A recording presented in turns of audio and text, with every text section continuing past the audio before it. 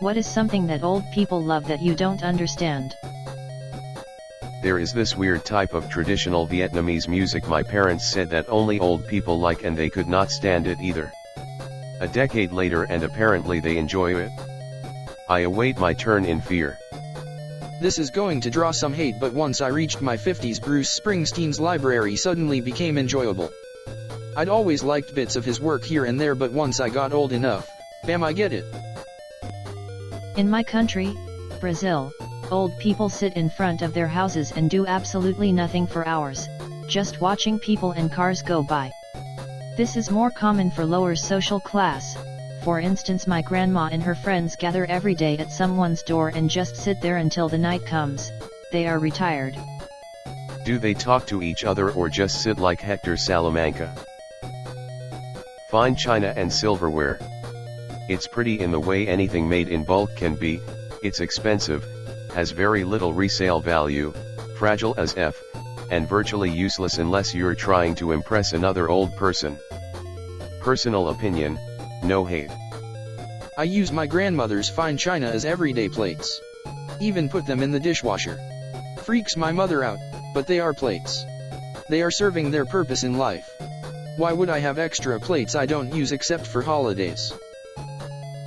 They love to refuse to learn new things, insisting that they just can't.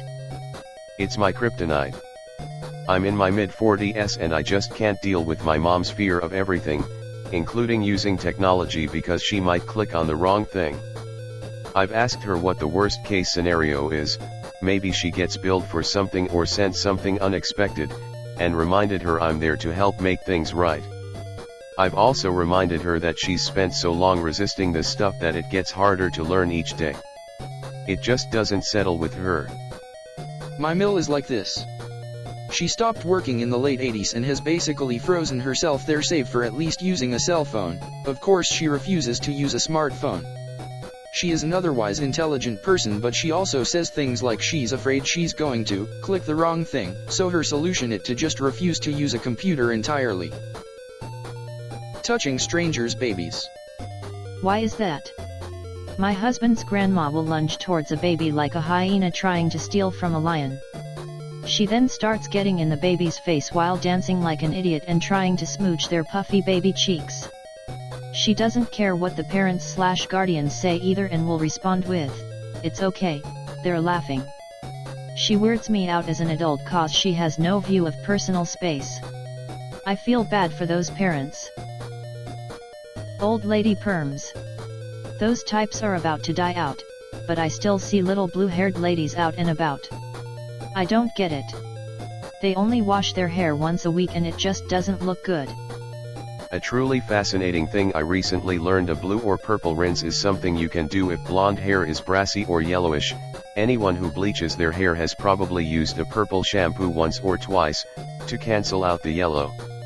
Here's the tricky bit though: as we age, our color perception changes and many older people develop a yellowish tint to their vision, and some people speculate that this means they always see their hair as brassy/yellow and therefore go much harder with the toners/see the blue tones as closer to white.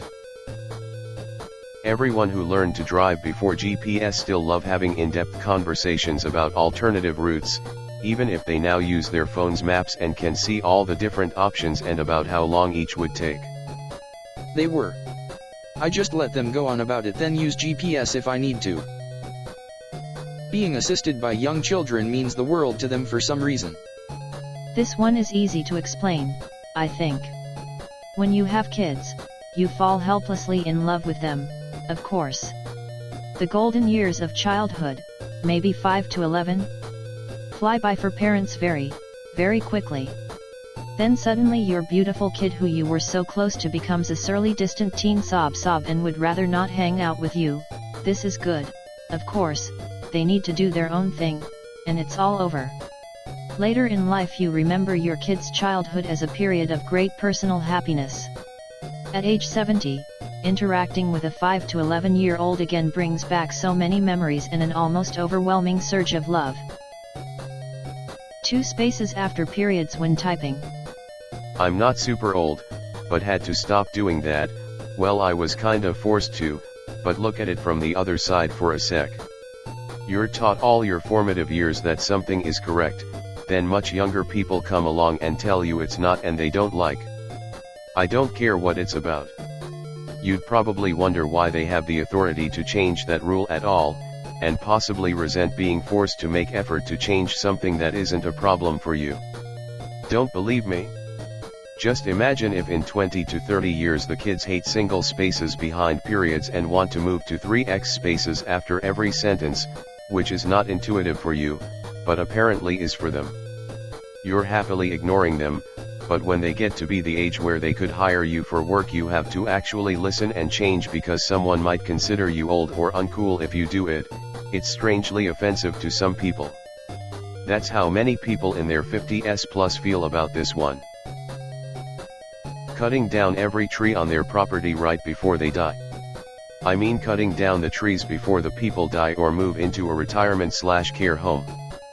Unfortunately, this may be because of a targeted scam. Cutting trees down is expensive and tree removal companies will target older people with outrageous claims of how their old trees are going to fall and destroy their houses and kill people. I've seen this in action in older neighborhoods and heard about their scare tactics from real estate clients. Sometimes they'll hit an entire street in just a few weeks, all the 50-year-old trees gone.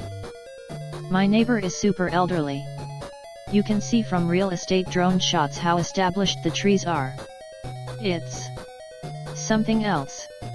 I'd never thought before, from the woods, how places like the plains, all the trees come with the neighborhood. So nice new development have baby trees. Actually boggles the mind how they plant these little trees from the front of the house. Fast forward 50 years, now it's scaring the elderly people who sleep under it. We had a big snowstorm a couple years ago, might have been the Texas blizzard. It was pretty normal to other states, where a giant tree fell into the road. It made a lot of the neighbors reassess their giants hanging over the house. Turned me team evergreen. I'm 73. Yes, I know what Reddit is. I love retirement. Playing tennis with friends, then complaining about over coffee and a donut. Tinkering with stuff until I break it, then calling a qualified technician.